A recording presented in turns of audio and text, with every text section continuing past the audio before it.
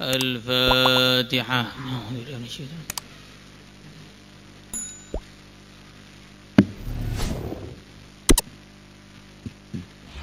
الفاتحة.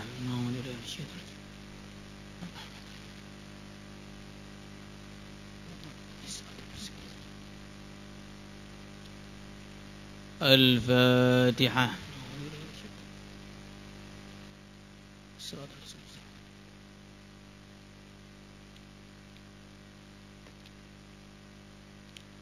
بسم الله الرحمن الرحيم.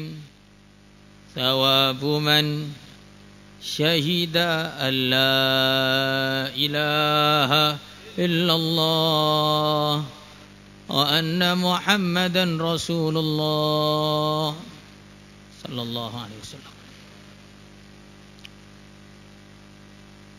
Mengucapkan kalimat syahadat. Jadi mengucapkan kalimat syahadat itu syartun li sihhatil iman. Syarat sah orang itu dikatakan beriman itu harus mengucapkan syahadat. Seyakin apapun seseorang terhadap keagungan Allah, keesaan Allah, dan seyakin apapun seseorang tentang risalah yang dibawa oleh baginda Muhammad sallallahu alaihi wasallam. Tapi kalau sampai mati tidak baca syahadat, maka tidak dianggap sebagai orang yang beriman. Makanya dalam hadis yang jumlahnya sudah enggak bisa kita hitung dan semuanya sahih, bagaimana buniyal Islamu ala khams, syahadatu an la ilaha illallah, umirtu an uqatilan nas hatta yashhadu an la ilaha illallah. Al-Islam dalam hadis Muslim, mal Islam an tashhada an la ilaha illallah. Jadi mengucapkan syahadat itu syartun li sihhatil iman. Makanya Imam Bukhari dalam kitabnya menukilkan dari 1000 ulama lebih katanya, al-imanu qaulun wa amalun. Iman itu ucapan, yaitu kalimat syahadat, wa amalun, dan pembuktian. Maka hadis-hadis yang menunjukkan tidak seperti itu harus ditakwil seperti itu. Seperti man mata wa huwa ya'lamu annahu la ilaha illallah dakhalal jannah. Cukup yakin? Oh tidak. Itu ketika orang tidak sempat mengucapkan kalimat syahadat ketika wafatnya, asalkan hatinya sudah yakin dan sebelumnya pernah mengucapkan kalimat syahadat, ya itu sudah masuk surga. Itu tahsis dari atau penjelasan dari man kana akhiru kalamihi la ilaha illallah dakhalal jannah. Paham sampai sini? Maka kalau orang itu Islamnya dari lahir, maka tidak perlu mengucapkan syahadat ketika besarnya menurut Imam Syafi'i. Kecuali ya syahadat ketika dia sholat itu setiap hari, sudah sehari 5 kali itu. Tapi kalau menurut orang-orang Maliki, walaupun lahir dalam keadaan Islam, ketika sudah balik wajib mengucapkan syahadat sekali sebagai kewajiban. Karena dalam mazhab Maliki itu tasyahud tidak wajib. Yang wajib duduknya aja. Jadi kalau sholat itu tasyahudnya tidak wajib. Dalilnya apa? Ya panjang. Intinya yang kita bahas ini aja. Tapi kalau orang itu sebelumnya bukan orang Islam, maka mengucapkan kalimat ini adalah syarat li sihhatil iman. Itu sudah ijma'nya ulama. Allahu Akbar. Satu-satunya perintah Allah yang tidak, kalau dilanggar tidak bisa dimaafkan. Dalam satu hadis disebutkan Allah berfirman kepada ahli neraka, "Lau anna laka mil al-ardi dhahaban akunta taftadi bihi." Di Bukhari juga ada, di Muslim juga ada. Seandainya kamu punya sepenuh bumi berupa emas, apakah kamu mau membayarkannya sebagai cara untuk menebus diri kamu dari neraka? Sedekah satu penuh bumi berupa emas. Maka ahli neraka mengatakan, "Bala ya Rabb, tentu." Maka Allah berfirman, "Qad talabtu minka ma huwa aisara min dharik wa anta fi sulbi Adam fa abaita illa an tusyrika bi." Saya sudah minta yang lebih ringan, yaitu mengucapkan syahadat. Sedangkan kau masih di sulbinya Adam. Itu ayatnya itu. Wa idza akhadha rabbuka min bani adama min zuhurihim dzurriyyatahum wa asyhadahum ala anfusihim alastu bi rabbikum. Apa jawabannya? Qalu bala syahidna. Maka fa abaita illa an tusyrika bi, tapi kau enggak mau mengucapkan syahadat. Orang melakukan dosa sebanyak apapun, kalau dia mengucapkan syahadat, maka dosanya masih mungkin diampuni. Tapi walaupun enggak pernah dosa sama sekali, tetapi dia enggak baca syahadat, ya enggak baca syahadat itu dosa terbesar. Jadi ini yang jarang dipahami oleh orang. Orang memahami perzinaan itu dosa banyak. Orang memahami pembunuhan itu dosa banyak, dan itu memang dosa. Orang memahami mencuri, riba, minum khamar dan seterusnya dosa. Paham semua orang. Tapi kadang-kadang orang enggak paham bahwa kufur itu dosa. Padahal kufur itu dosa yang terbesar. Kadang-kadang orang benci seseorang gara-gara dia membunuh orang. Benci kepada orang gara-gara dia berzina. Benci seseorang gara-gara dia mencuri. Benci kepada orang gara-gara dia minum khamar. Tapi dia tidak benci kepada orang padahal dia orang kafir. Ini namanya imannya ada kekeliruan.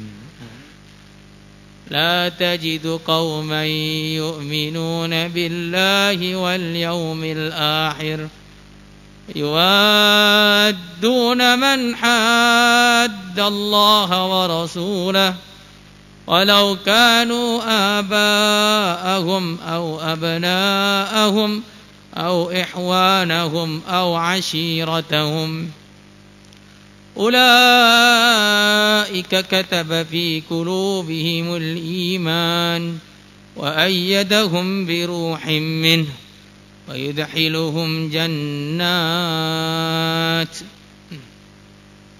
Jadi orang itu kalau iman kepada Allah dan Rasulnya, gak mungkin cinta kepada orang yang tidak cinta kepada Allah dan Rasulnya. Orang itu kalau cinta kepada Allah dan Rasulnya, tuntutan yang pertama itu adalah membenci orang yang tidak taat kepada Allah dan Rasulnya. Dan tidak ada ketidaktaatan yang lebih besar, pelanggaran yang lebih besar melebihi kekufuran. Orang cinta pada orang kafir itu imannya kelirunya pol. Apalagi nonton Piala Dunia. Ya. nonton bioskop, lihat drama Korea. Ini imannya keliru. Orang sedang memuji Allah dan Rasulnya, kok malah kamu cinta kepadanya, itu kan gak cocok. Maka tidak mungkin berkumpul dalam hati satu orang cinta kepada Allah sekaligus cinta kepada musuhnya Allah, itu gak mungkin. Mesti berpisah. Allahumma inna nas'aluka hubbaka wa hubba rasulika wa hubba man yuhibbuk.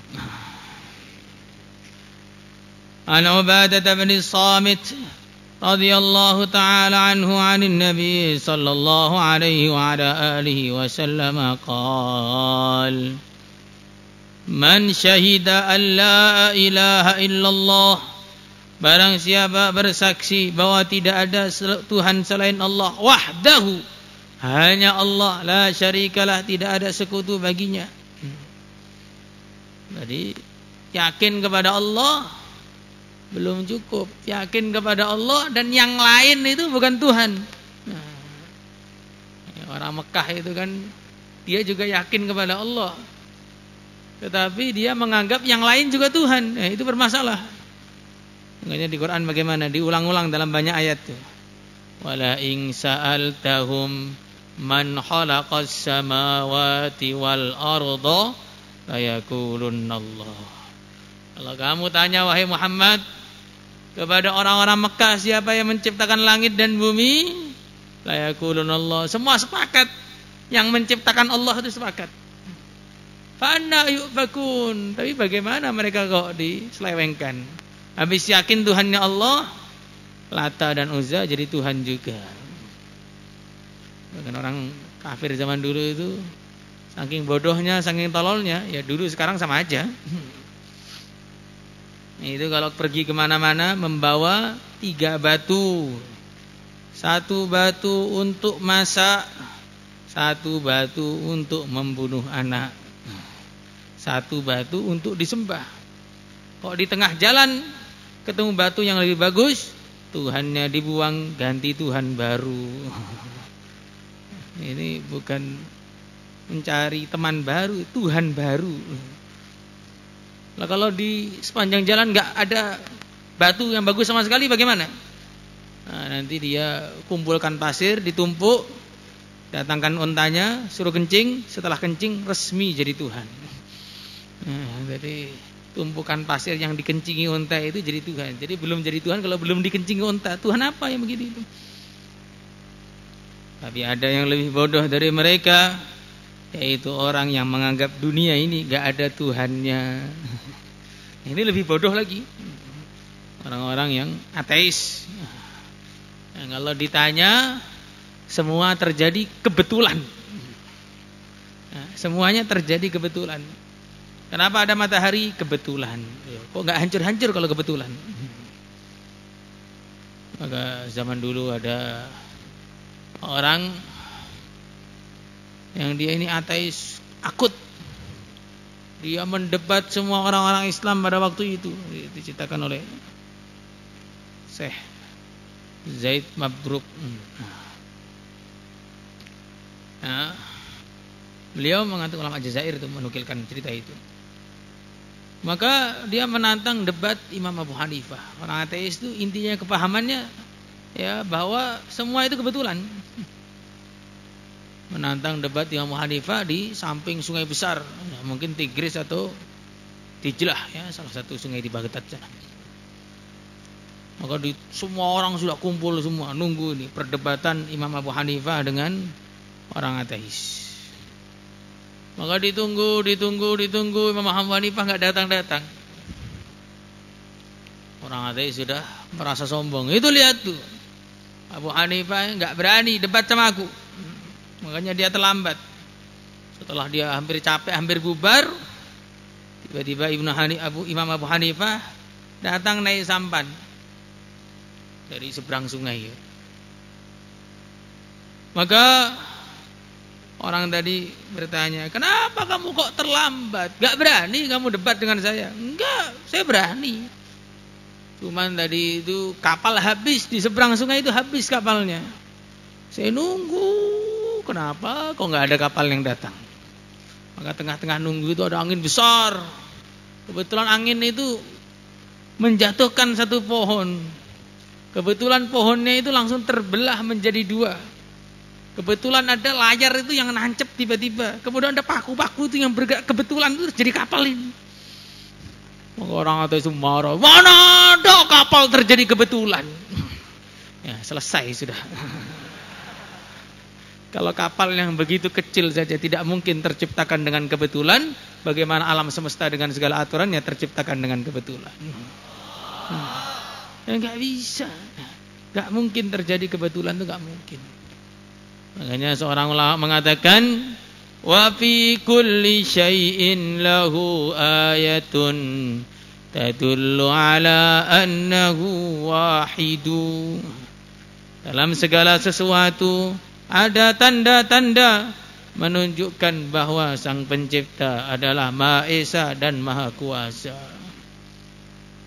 Maka melihat, merenungi tanda-tanda keagungan Allah itu penting sekali. Ini bukan pembicaraannya orang awam. Ini inti dari Al-Qur'an itu diantaranya. Wa min ayatihi wa min ayatihi wa min ayatihi inna fi dzalika laayat, inna fi dzalika laayat.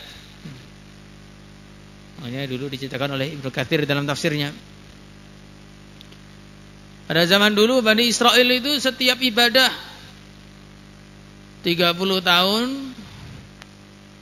tanpa mainan peci tentunya.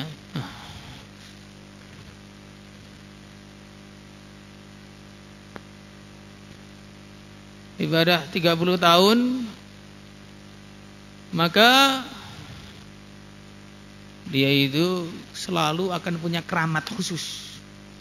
Itu kemana-mana dinaungi awan.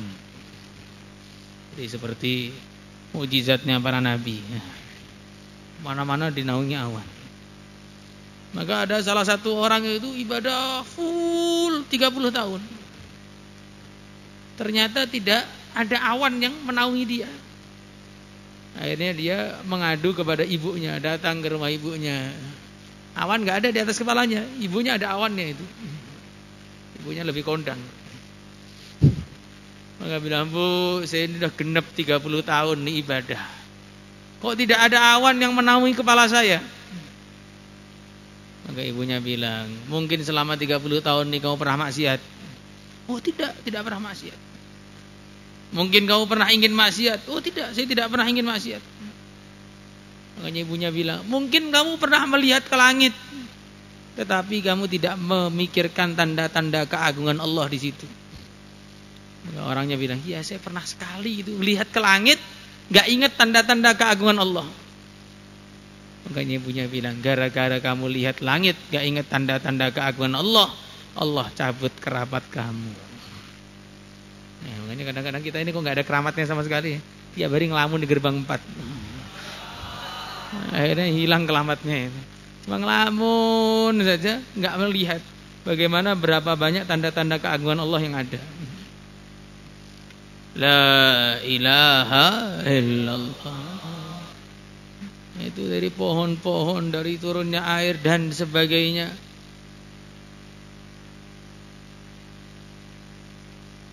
Itu berapa banyak tanda-tanda keagungan Allah. Cuman kita itu saking seringnya tidak pernah mikir. Satu gambaran yang mudah saja. Kita sering minum air kelapa, tapi kita nggak pernah berpikir bagaimana Allah masukkan air kelapa di dalam kelapa tersebut. Kita potong itu pohonnya, nggak ada selangnya. Kita cari di bawah, nggak ada mata airnya. Bagaimana ada air yang begitu segar dalam kelapa tersebut?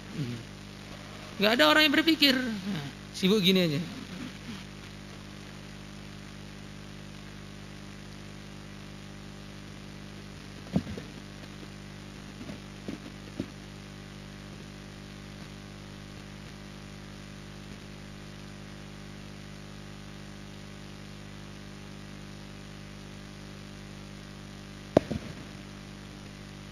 Ya, jadi wahdahu la syarikalah, tidak ada wahdah, hanya Allah, tidak ada sekutu.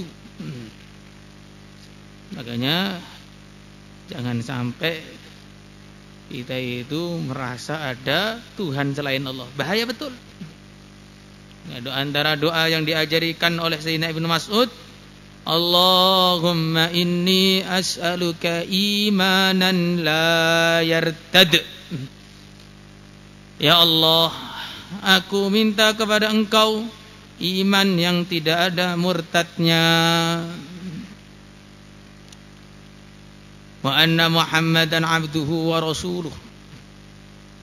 Dan bersaksi bahwa baginda Muhammad sallallahu alaihi wa ala alihi wasallam abduhu adalah hambanya, wa rasuluhu dan utusannya.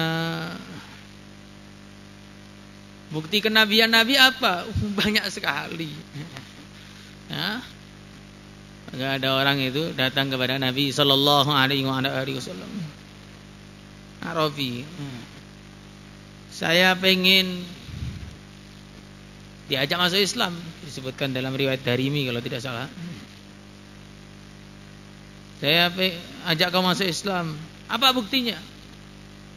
Ya, buktinya apa? Nabi lihat sekitar, ada pohon. Pohon sini. Datang pohonnya, itu jalan. Baca syahadat. Pohonnya baca syahadat 3 kali, terus balik lagi ke tempatnya. Maka akhirnya Arabi itu langsung masuk Islam seketika. Jadi pohon saja kenal dengan Nabi, masa kamu enggak? Ya, seperti pohon yang dijadikan mimbar Nabi. Dia sedih ketika berpisah karena Nabi. Masa kita ini enggak sedih karena berpisah dengan Nabi? Makanya hati kita ini lebih keras daripada pohon berarti. Makanya bukti kebenaran Nabi itu begitu banyak. Nabi yang mukjizatnya paling banyak itu beliau.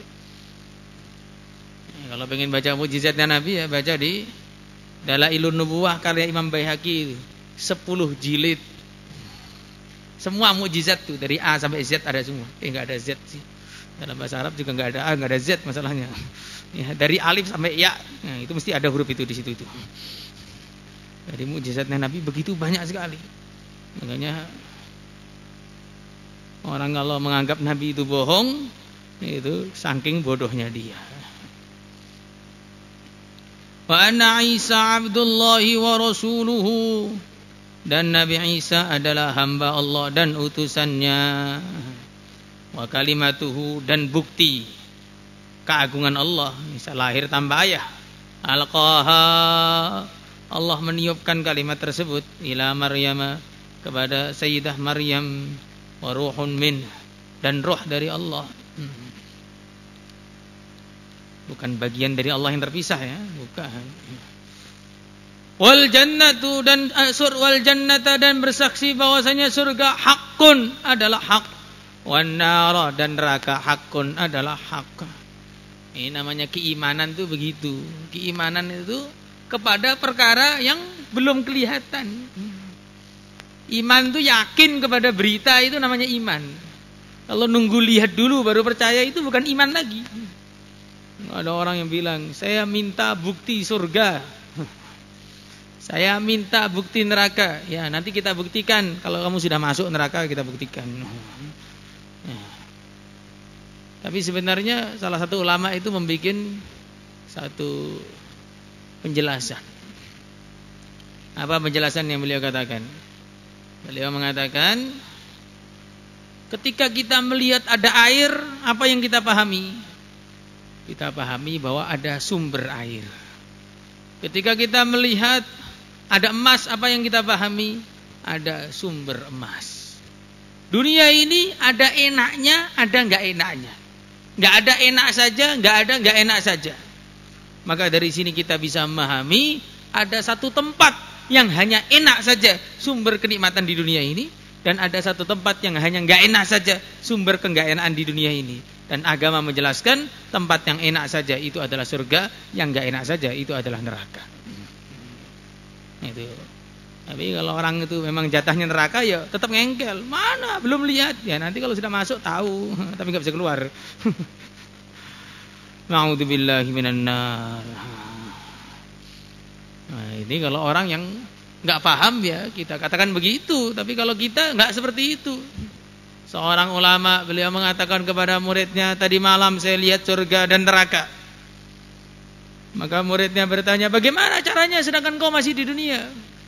Maka ulama tadi mengatakan, saya tadi malam baca hadis tentang surga dan neraka. Saya lebih percaya dengan hadis Nabi daripada apa yang saya lihat dengan mata kepala sendiri. Ya, jadi ya begitu itu.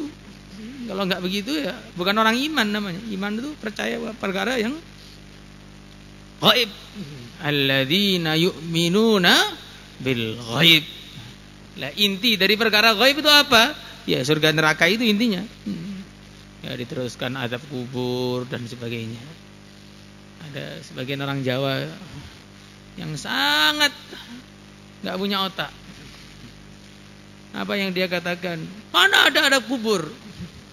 Sekarang zaman sudah canggih. Coba kita pasang CCTV di kuburan. La haula wala quwata. Ini ketinggalan. Ininya ketinggalan atau sedang dicuri atau gimana enggak tahu. Orang yang bersaksi begitu itu, adkhalahul jannata. Allah akan memasukkan dia ke surga ala ma kana min amal. Walaupun bagaimanapun amalan dia. Seperti yang sering kita katakan, bahwa kesalahan dalam iman itu tidak bisa dimaafkan. Kesalahan dalam iman tidak bisa ditambal dengan amalan, tetapi kesalahan dalam amalan bisa dimaafkan dan bisa ditambal dengan keimanan. Jadi kalau orang itu amalnya salah, ya, siapa yang amalnya enggak salah selain para nabi dan rasul dan sebagian wali-wali Allah. Tetapi kalau imannya salah, ya ini enggak bisa diterima. Innallaha yaghfiru lil 'abdi ma lam yaqa'al hijab. Qila wa mal hijab ya Rasulullah sallallahu alaihi wasallam? Anta mutan nafsu wa hiya musyrikah. Allah masih memaafkan seorang hamba selagi tidak terhalang oleh hijab. Mereka bertanya, apa yang dimaksud dengan hijab? Yang dimaksud dengan hijab, seseorang mati dalam keadaan syirik kepada Allah, enggak bisa diampuni lagi. Syirik itu ya menunjukkan ya kesalahan dalam iman maksudnya. Nah, harus diingat, kekufuran itu sumbernya bukan hanya kesyirikan. Ya. Syirik itu mesti kufur, tapi kufur itu sumbernya bukan hanya syirik. Kufur itu sumbernya banyak. Orang ada berhala depannya, sujud depan berhala, kufur. Ada mushaf dilempar ke tong sampah umpamanya, walaupun nggak niat apapun dia kufur. Atau ada orang menghina sunnah, apa itu punya jenggot kayak kambing, banyak ngomong begitu, kufur. Ada kata kufur, yahlifuna billahi ma qalu walaqad qalu kalimatal kufur. Dan kalimat kufur itu enggak perlu niat. Orang itu kalau menghina Islam ya kufur. Makanya semua kesyirikan itu pasti kufur, tidak semua kekufuran sebabnya kesyirikan. Naudzubillahi minal kufri wasyirk. Allah, makanya dalam Sulamut Taufik itu dijelaskan. Kufur itu sebabnya 3, ada kata-kata, ada keyakinan, ada perbuatan, dan itu cabangannya banyak. Kamu baca sendiri di Sulamut Taufik itu. Kelas berapa itu? Nah, kadang-kadang karena merasa sudah daurah 2, semua sudah lupa. Kadang-kadang ya alim besar.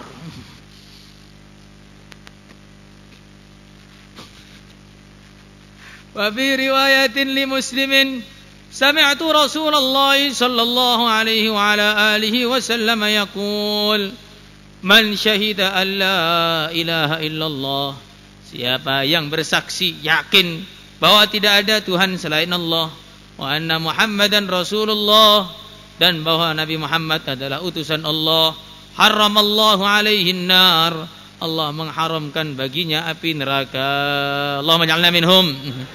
Salatullah